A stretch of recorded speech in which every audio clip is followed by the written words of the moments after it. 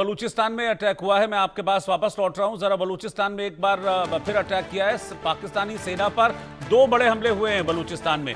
जुबरान और क्वेटा में ताबड़तोड़ अटैक बीएलए की तरफ से किए गए हैं। इसमें 5 पाकिस्तानी सैनिक मारे गए हैं, कई घायल हुए हैं। पाक सेना के 2 वाहन पूरी तरीके से क्षतिग्रस्त हुए हैं। बीएलए ने पाकिस्तानी सेना पर हमला किया था और बीएलए ने पाकिस्तान को धमकी भी दी है, पाक सरकार और सेना के खिलाफ हमारे ये हमले जारी रहेंगे। खत के जरिए बलूच लिबरेशन आर्मी ने धमकी दी है। इस वक्त की ब्रेकिंग न्यूज, जुमरान और क्वेटा इलाके में ये 2 अटैक किए, 2 हमले किए, जिसमें पाकिस्तानी सेना के 5 जवान मारे गए हैं। और ये लेटर है बाकायदा बीएलए की तरफ से जारी किया गया है कि हम इस तरह के अटैक करते रहेंगे, हम आपकी सेना को मारते रहेंगे, या तो आप हमारे इलाके में घुसना बंद कर दीजिए, हम हमारी स्वायत्तता के साथ हमें रहने दीजिए, और अगर बलूचिस्तान में घुसने की कोशिश की तो फिर इसी तरह के अटैक्स होंगे। ये सीधी चेतावनी, सीधी धमकी बीएलए की तरफ से पाकिस्तानी सेना को, मुनीर को, शहबाज को दी गई है। इस वक्त की ब्रेकिंग न्यूज, तो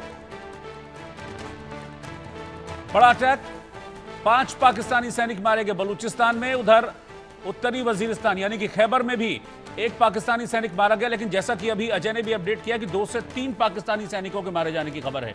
तो उधर टीटीपी, इधर बलूचिस्तान। अजय, ये 2 ऐसे फ्रंट हैं जिसमें पाकिस्तान बुरी तरह से फंस गया है। वो दिखाता तो है दुनिया को, नहीं हम अच्छे से यहां पर चीजें मैनेज कर रहे हैं और हम चीजों को ठीक कर लेंगे, लेकिन जिस तरीके से डोमिनेटिंग पोजीशन में टीटीपी और बलूचिस्तान में बीएलए है, वो पाकिस्तान को कभी भी स्टेबल नहीं होने देंगे इन 2 स्टेट्स में। तो देखिए रोहित, स्टेबल होने की बात तो दूर है। अब ये सोचिए कि पाकिस्तान इन इलाकों से हाथ धो बैठा है, क्योंकि बीएलए बलूचिस्तान में लगातार मजबूत होती जा रही है। और इतना ही नहीं, अब सोचिए बीएलए इतना दावा कर चुकी है यूनाइटेड नेशन में कि अब वो चाहते हैं कि उनको अपनी एम्बेसीज खोलने का जो है वो मौका दिया जाए। तो इससे अंदाजा लगाया जा सकता है कि उनके हौसले कितने बुलंद है।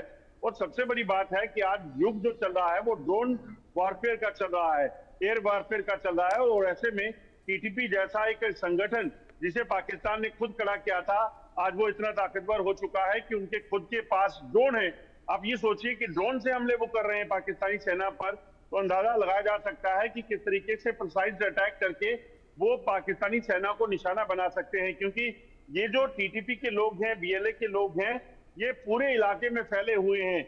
ऐसे कठिन दुर्लभ इलाकों में रहते हैं जहां का आप सोच भी नहीं सकते। तो उन इलाकों में रहकर ये किसी भी तरह के हमलों के लिए तैयार रहते हैं। और यही वजह है कि ड्रोन के जरिए अब इनकी ताकत जो है और बढ़ जाएगी, और इसी वजह से पाकिस्तानी सेना को और ज्यादा नुकसान जो है वो झेलना पड़ेगा।